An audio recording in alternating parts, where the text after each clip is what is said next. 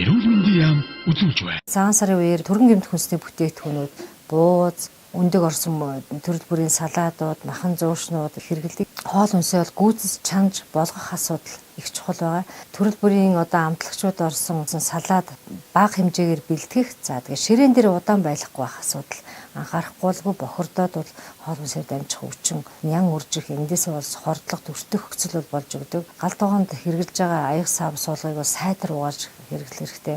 Хоол хүнс хэрэглэхийн өмнө, хүнсэнд хүрэхийн өмнө, бэлтгэхийн өмнө бол гар угаах нь бол хоол хүнсээр дамжих өвчнөөс сэргийлэхэд бол хамгийн наад захны суур ачаал бүгдэлтэй байдаг. Зүгээр аюулгүй хооллохын зэрэгтэй хоол хүнсийг зохицуулан хэрэглэх асуудал баяр эслийн үеэр бол ярих хэвээр асуудал болдог. Цагаан сарын үеэр өөх тустай хоол хүнс хэрэглэдэг. Айлууд бол хийжүүлсэн ундаа ширээн дээр тавьдаг. Энэ мэн бол нөгөө хоол хүнсний хоорондын зохицлогыг бол алдагдуулах.